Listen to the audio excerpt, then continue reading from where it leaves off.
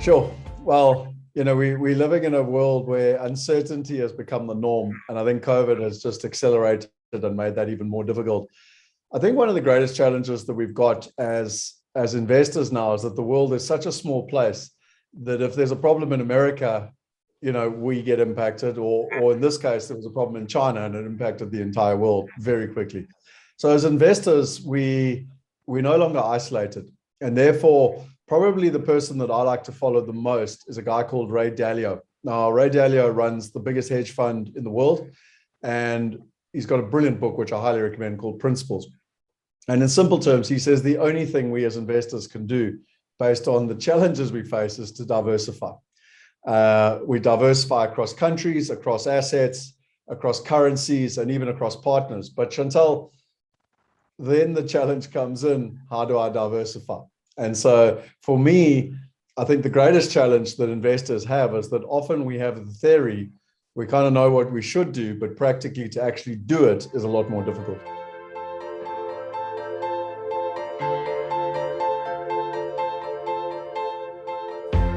Well, again, this is one where you kind of got to look at trends over time. And why I say that is that what we've been talking about over the last 10 years is that when it comes to the internet, the first kind of adoption of the internet was email. Okay. And then came along social media and e-commerce, and they were two separate things. You had kind of Facebook as your social media and you had Amazon as your e-commerce. Really where the world's come together now is kind of social commerce. So we're catching an Uber, we're using an Airbnb, which is the collaboration and combination of e-commerce and social media. To answer your question, how technology is changing the real estate industry is that there's a fourth step in that process, and that's where we've got online investing. That's where people are actually now feeling comfortable to actually invest online. So they bought things online, they communicate with their friends online, they go on holiday online, but they haven't invested online. And what technology is doing is that the real estate industry is one of the oldest, most archaic industries in the world. And what they often look at in an industry when they say, is an industry ripe for disruption? If you use the taxi industry and Uber disrupting it, the reason being is that there's only really two things. One is that, is it expensive and inefficient? And secondly, is it not a good user experience? So if you take the taxi industry, before Uber turned up, was it expensive and inefficient? Big time. Okay. And then, was it a horrible experience? Well, anyone that's ever caught a taxi anywhere prior to Uber would know and acknowledge that it really wasn't a great experience.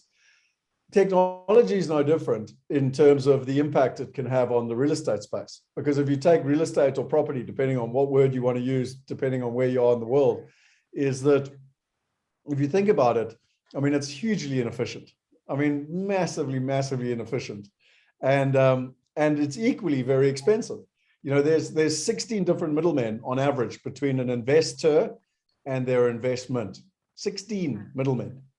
Okay. And then on top of that, is it a nice experience? And anyone that's ever bought or sold a house, be it your home or an investment property, tried to invest commercially, tried to invest internationally, or even tried to be a tenant, quite frankly, it's not a great experience. And so, how is technology changing the space?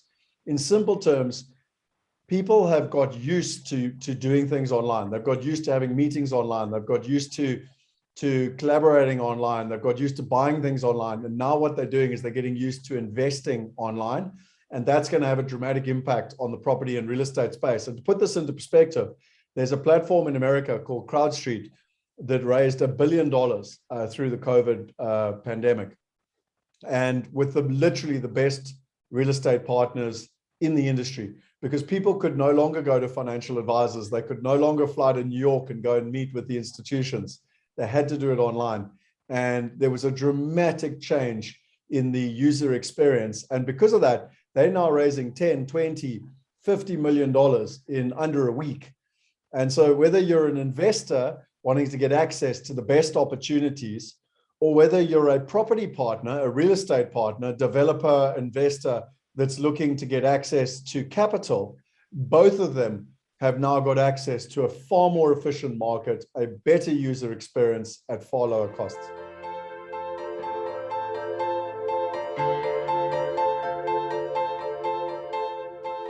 Well, for us, it's interesting because we started out with the kind of the mindset of wanting to be a global investor and have diversification. So I've invested for the last 22 years internationally.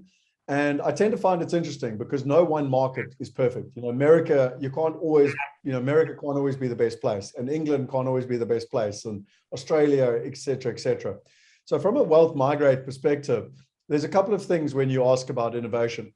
The first for us was about bringing investors together so that they had the power of the institutions. So what I mean by that is that we were buying commercial medical buildings in America as far back as 2014. And to buy one of them, you needed 15, 20, 30 million dollars. Now, most people on their own can't participate in that. But if you were to partner with others, then you come together, you've got the buying power of the institutions, and you get direct access to much better quality deals with far better returns. So that was the first innovation. The second innovation was from a compliance perspective, because most investors are stuck in country. To do global and international compliance is very, very difficult. Like it's hard enough to comply in one country. It's even harder to comply across border. And we were one of the first platforms globally to provide investors with cross-border compliance. The third is digital wallets. So if you've ever tried to invest locally or internationally, you know that you've got to fly overseas, you've got to set up structures and bank accounts. And I mean, that is not only costly, but it's hell of a difficult. And opening a bank account now, I often, joke with people, but it's easier to buy a gun than to open a bank account. Like it's really, really difficult to open a bank account. And with our digital wallets, we partnered with the biggest digital wallet provider in Europe, a company called Lemonway. They've got 6 million wallets. They're backed by European regulation. Your money's protected by European regulation. They're also backed by the top 5 banks in Europe. And what that allows investors to be able to do is simply and safely be able to invest around the world, but from the comfort of their couch. They don't have to fly anywhere. They don't have to set up structures. They don't have to set up bank accounts. They can do everything online. And the last thing that I think is important, Chantal, is a lot of people think that they make money by investing in property. And I don't, and obviously property, real estate. I don't believe that. I believe it's about investing in partners. And so what we've done by creating an online marketplace is getting people with access to the best partners that are out there, and then allowing investors to participate, but sometimes from as little as $100, so that you got access to the best partners. And whether you're putting in $100 or $1 million, you get access to those opportunities. And that's really, really important, because I believe that there's a great saying out there: if you want to be successful, copy successful people. If you want to be wealthy, copy wealthy people. Well, I think we take that a step further. If you want to be wealthy, partner with wealthy people.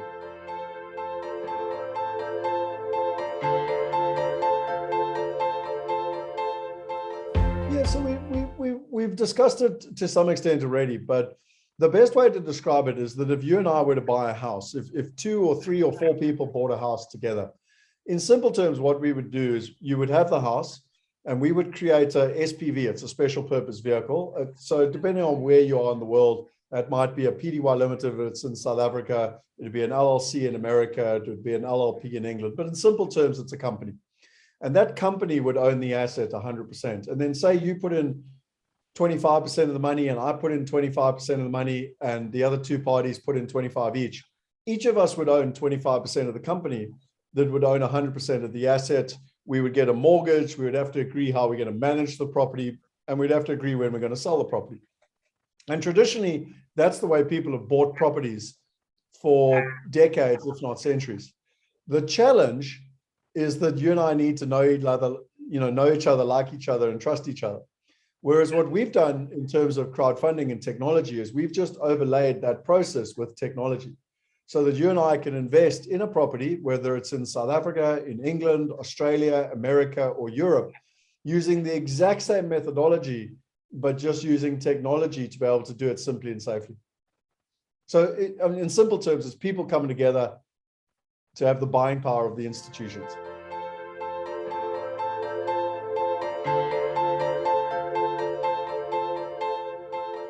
Well, sure, that's a loaded question, and I could answer that for hours. So I'm going to take it from 2 separate components.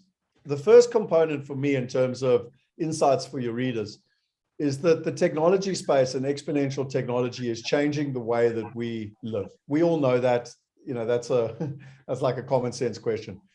However, what the readers need to understand is, how do they embrace that? How do they use that?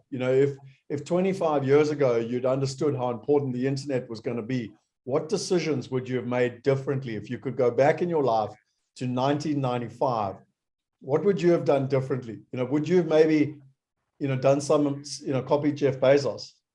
Because he saw where the internet was coming and he built Amazon, and today it's worth $1.6 trillion. But 25 years ago, he saw these changes coming and he built a business on the back of these changes. And these trends are happening, whether we like it or not. And so, trends like blockchain and other technologies are happening with or without. So back to your question, that's why I said it's quite a loaded question, because we as an industry not only need to change, and therefore we as a company need to be part of that change. And I don't see it as disruption, but I see it as part of innovation, where we've got to keep using new technologies to make the experience simpler and safer for the investor. I mean, that's it. It's two words: simple and safe. Like, that's what investors are looking for in terms of investing. So, my challenge to your readers is firstly to embark, and to really kind of understand these long-term trends, whether it's in your personal life or in your business life, and make sure that you're part of them. My second challenge is one of purpose. And, our purpose is to help solve the wealth gap. And something that I think is, quite frankly, disgusting, if you want my honest opinion, is that 49% of the world's wealth is held in property or real estate. Only 12.9% of the world's population has access to that property. Of England, Australia, and America, so some of the top Western countries, at the average age of 65, less than 1% of people are going to retire wealthy. Okay, that means 100 people are running a race, and it's not about winning the race. Only 1 out of 100 are even finishing the race. I mean, if you don't think that's disgusting or wrong, then there's a serious problem. And so for me, as for your readers, is that where do we want to go as a company? Well, we want to empower 1 billion people. We want to give everybody the access to be able to invest like the top 1%. Okay. And that's what we want to do. But more importantly, back to your readers, I don't think people can blame the government anymore. I don't think people can blame the financial institutions or the bank or their companies or their bosses or anyone for that matter, because the statistics are terrible, like I've already mentioned. But everyone now has the capacity to take control of their financial lives. And therefore the responsibility shifted to us as individuals. And, you can't tell me I can't invest overseas anymore and become a global citizen because I don't have $1 million. I agree with you 10 years ago. I don't agree with you today, because you can get started from $100. And our dream is to get it down to $1 per person per investment. And when we achieve that, I truly believe we will be able to empower everybody to invest like the top 1%. And if we invest like the top 1%, we're going to get the results of the top 1%.